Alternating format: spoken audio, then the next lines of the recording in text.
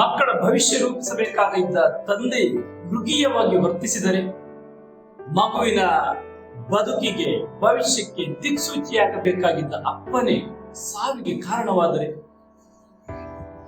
ಮಕ್ಕಳ ಬಗ್ಗೆ ಅತಿಯಾದ ನಿರೀಕ್ಷೆ ಇಟ್ಟುಕೊಳ್ಳುವುದರ ಪರಮಾವಧಿಯೇ ಸಾವಾಗಿ ಪರಿಣಮಿಸುವುದಾದರೆ, ಶಿಕ್ಷಣ ಎಂದರೆ ಸ್ಪರ್ಧೆಯಲ್ಲ ಎಂಬ ಅರಿವು ಪಾಲಕರಿಗೆ, ಶಿಕ್ಷಕರಿಗೆ ಮತ್ತು ಶಿಕ್ಷಣ ಸಂಸ್ಥೆಗಳಿಗೆ ಅರಿವಾಗುವುದು ಯಾವಾಗ? ಮಕ್ಕಳಲ್ಲಿ ಆತ್ಮಸ್ಥೈರ್ಯ ತುಂಬಬೇಕಾದವರೇ ದಾರಿ ತಪ್ಪಿದರೆ ಸಮಾಜದ ಗತಿಯಲ್ಲಿ. ಆತ್ಮೀಯ ಸ್ನೇಹಿತರೆ, ನಮಸ್ಕಾರ. ಧನು ಭಾರತ ಯೂಟ್ಯೂಬ್ ಚಾನೆಲ್ಗೆ ಸ್ವಾಗತ, ಸುಸ್ವಾಗತ.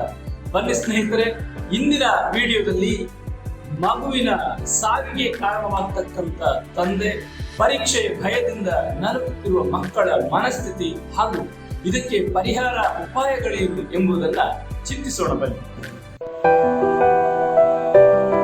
ಪೋಷಕರ ಪಾಲಿಗೆ ಮಕ್ಕಳೆಂದರೆ ಅವರ ಬದುಕಿನ ಮುಂದುವರಿದ ಅಧ್ಯಾಯ, ತಮ್ಮ ಕನಸುಗಳ ವಿಸ್ತರಣೆ. ಮಗು ಹುಟ್ಟಿದ ಕ್ಷಣದಿಂದಲೇ ಅದರ ಪುಟ್ಟ ಬೆರಳುಗಳ ಹಿಡಿದು ನಡೆಸುವಾಗ, ತೊದಲು ನುಡಿ ಕೇಳುವಾಗ ಅವರ ಕಣ್ಣಲ್ಲಿ ಸಾವಿರ ಕನಸುಗಳು ಚಿಗುರೊಡೆಯುತ್ತವೆ. ನನ್ನ ಮಗ ಡಾಕ್ಟರ್ ಆಗಬೇಕು, ನನ್ನ ಮಗಳು ಇಂಜಿನಿಯರ್ ಆಗಬೇಕು, ಇಡೀ ಜಗತ್ತೇ ಅವರನ್ನು ನೋಡಬೇಕು ಎಂಬ ಆಸೆಗಳು ಈ ಪುಟ್ಟ ಜೀವದ ಸುತ್ತ ಹೆಣೆಯಲಾರಂಭಿಸುತ್ತವೆ. ಈ ಕನಸುಗಳಲ್ಲಿ ಪ್ರೀತಿ ಇದೆ, ಕಾಳಜಿ ಇದೆ, ತಮ್ಮ ಮಗುವಿನ ಭವಿಷ್ಯದ ಬಗೆಗಿನ ಭರವಸೆ ಇದೆ. ಆದರೆ ಈ ಪ್ರೀತಿಯೇ ವಿಷವಾಗಿ, ಕನಸುಗಳೇ ಕಗ್ಗಲೆಯಾಗಿ ಬದಲಾದರೆ? ಹೌದು ಸ್ನೇಹಿತರೆ, NEET ನೀಟ್ ಎಂಬ 4 ಅಕ್ಷರದ ಪರೀಕ್ಷೆಯೊಂದು ಅಪ್ಪ ಮಗಳ ನಡುವಿನ ಪ್ರೀತಿಯ ಕೊಂಡಿಯನ್ನೇ ಕೊಂದು ಹಾಕಿತು. ಈ ಘಟನೆ ನಡೆದದ್ದು ಮಹಾರಾಷ್ಟ್ರದ ಸಾಂಗ್ಲಿ ಜಿಲ್ಲೆಯ ನೆಲಕರಂಜಿ ಎಂಬ ಗ್ರಾಮದಲ್ಲಿ. ಮಗಳ ಭವಿಷ್ಯಕ್ಕೆ ದಿಕ್ಸೂಚಿಯಾಗಬೇಕಾಗಿದ್ದ ತಂದೆಯೇ ಇಂತಹ ಕೃತ್ಯ ಎಸಗಿರುವುದು ಮತ್ತು ಆತ ವೃತ್ತಿಯಲ್ಲಿ ಶಿಕ್ಷಕನಾಗಿದ್ದರೂ ಮಕ್ಕಳ ಕಲಿಕಾ ಸಾಮರ್ಥ್ಯವನ್ನು ಗಂಭೀರವಾಗಿ ಪರಿಗಣಿಸದಿರುವುದು ಮತ್ತಷ್ಟು ಶೋಚನೀಯ. ಕಡಿಮೆ ಅಂಕ ಗಳಿಸಿದ್ದಕ್ಕಾಗಿ ಅಸಮಾಧಾನಗೊಂಡ ಮಗಳ ಜೊತೆ ಜಗಳ ಮಾಡಿದ್ದ ದೋಂಡಿಯ ರಾಮ ಭೋಸ್ಲೆ ಎಂಬಾತ ಹೆಂಡತಿ ಮತ್ತು ಮಗನ ಎದುರಲ್ಲೇ ಮಗಳು ಸಾಧನಳನ್ನು ಹಿಟ್ಟು ರುಬ್ಬುವ ಮರದ ಕಲ್ಲಿನ ಹಿಡಿಕೆಯಿಂದ ಹಲ್ಲೆ ಮಾಡಿದ್ದಾನೆ. ಗಂಭೀರ ಗಾಯಗೊಂಡ ಯುವತಿ ಚಿಕಿತ್ಸೆ ಫಲಕಾರಿಯಾಗದೆ ಆಸ್ಪತ್ರೆಯಲ್ಲಿ ಕೊನೆ ಉಸಿರೆಳೆದಿದ್ದಾಳೆ. ಎಲ್ಲರೂ 90-95 ಅಂಕ ತೆಗೆಯಬೇಕೆಂಬ ಹುಚ್ಚು ಸ್ಪರ್ಧೆಯೇ ಇಂತಹ ದುರಂತಗಳಿಗೆ ಕಾರಣ. ಕಡಿಮೆ ಅಂಕ ತೆಗೆದರೇನಾಯಿತು? ಜೀವನದಲ್ಲಿ ಎಷ್ಟೊಂದು ಆಯ್ಕೆಗಳಿವೆ. ಅದನ್ನು ಮಕ್ಕಳಿಗೆ ಮನಗಾಣಿಸುವುದನ್ನು ಬಿಟ್ಟು ಅವರ ಮನೋಸ್ವಾಸ್ಥ್ಯದ ಮೇಲೆ ಪ್ರತಿಕೂಲ ಪರಿಣಾಮ ಬೀರುತ್ತಿರುವ ಪಾಲಕರ ಒತ್ತಡ ಸಮಾಜವನ್ನು ಅಧೋಗತಿಯತ್ತ ಕೊಂಡೊಯ್ಯುತ್ತಿದೆ. ಪಾಲಕರ ಅತಿಯಾದ ನಿರೀಕ್ಷೆಗಳು ವಿದ್ಯಾರ್ಥಿಗಳ ನೆಮ್ಮದಿಯನ್ನು ಕಿತ್ತುಕೊಳ್ಳುತ್ತಿವೆ. ಪ್ರತಿ ಕಲಿಕಾರ್ಥಿಗೂ ಭಿನ್ನವಾದಂತಹ ಆಸಕ್ತಿ ಮತ್ತು ಸಾಮರ್ಥ್ಯ ಇರುತ್ತದೆ. ಅದನ್ನು ಗುರುತಿಸಿ ಪ್ರತಿಭೆಯನ್ನು ಪ್ರೋತ್ಸಾಹಿಸಬೇಕೇ ಹೊರತು ಹೂವು ಅರಳುವ ಮುನ್ನವೇ ಮೊಗ್ಗನ್ನು ಕಿವುಚಬಾರದು.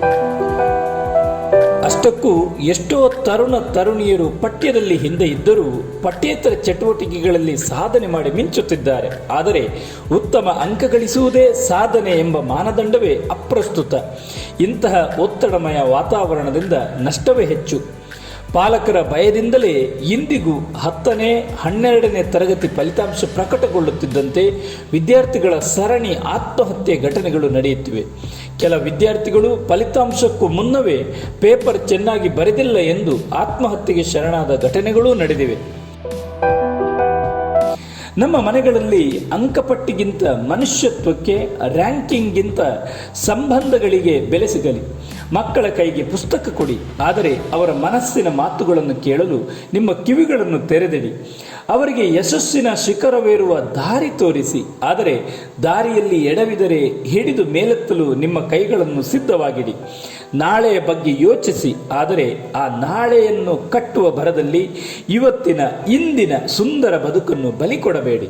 ಪ್ರತಿ ಮಗುವು ಒಂದು ಅರಳುವ ಹೂವು, ಅದಕ್ಕೆ ಪ್ರೀತಿಯ ನೀರೆರೆಯಿರಿ, ಒತ್ತಡದ ವಿಷ ಸುರಿಯಬೇಡಿ. ಅಧಿಕ ಒತ್ತಡದಿಂದ ಬಾಳಿ ಬದುಕಬೇಕಾದ, ಜೀವನ ರೂಪಿಸಿಕೊಳ್ಳಬೇಕಾದ ಯುವ ಮನಸ್ಸುಗಳು ಈ ರೀತಿ ಅಕಾಲದಲ್ಲೇ ಬದುಕಿನ ಯಾತ್ರೆ ಮುಗಿಸುತ್ತಿರುವುದು ದುಃಖದ ಸಂಗತಿ. ಶೈಕ್ಷಣಿಕ ಸಂಸ್ಥೆಗಳು ಕೂಡ ಸ್ಪರ್ಧೆಯ ಹೆಸರಿನಲ್ಲಿ ಅತಿಯಾದ ಒತ್ತಡವನ್ನು ಸೃಷ್ಟಿಸಬಾರದು. ಜೀವನವನ್ನು ಎದುರಿಸುವ, ನೆಮ್ಮದಿಯಾಗಿ ಬದುಕುವ ಶಿಕ್ಷಣ ಅಗತ್ಯವಾಗಿದ್ದು, ಪಠ್ಯ ಶಿಕ್ಷಣ ಒಂದರಿಂದಲೇ ಅದು ಪೂರೈಸಲು ಸಾಧ್ಯವಿಲ್ಲ ಎಂಬುದು ಮತ್ತೆ ಮತ್ತೆ ಸಾಬೀತಾಗುತ್ತಿದೆ. ಶಿಕ್ಷಣದಲ್ಲಿ ನೈತಿಕ ಮೌಲ್ಯಗಳು, ಜೀವನಾದರ್ಶಗಳನ್ನು ಹೆಚ್ಚು ಹೆಚ್ಚು ಅಳವಡಿಸಬೇಕಿದೆ. ಶಿಕ್ಷಣವೆಂದರೆ ಸ್ಪರ್ಧೆಯಲ್ಲ ಎಂಬ ಅರಿವು ಪಾಲಕರಿಗೆ, ಶಿಕ್ಷಕರಿಗೆ ಹಾಗೂ ಶಿಕ್ಷಣ ಸಂಸ್ಥೆಗಳಿಗೆ ಅರಿವಾಗಬೇಕಿದೆ. ಮಕ್ಕಳ ಆತ್ಮಸ್ಥೈರ್ಯ ತುಂಬಬೇಕಾದವರೇ ದಾರಿ ತಪ್ಪಿದರೆ ಸಮಾಜದ ಗತಿಯೇನು ಎಂಬುದನ್ನು ಅವಲೋಕಿಸಬೇಕಾದ ಕಾಲವಿದು.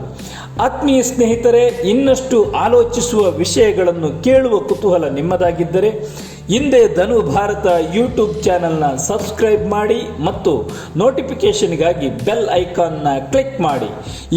ಈ ವಿಡಿಯೋ ಇಷ್ಟವಾಗಿದ್ದರೆ ಲೈಕ್ ಮಾಡಿ, ಕಮೆಂಟ್ ಮಾಡಿ ಮತ್ತು ಶೇರ್ ಮಾಡೋದನ್ನು ಮರಿಬೇಡಿ.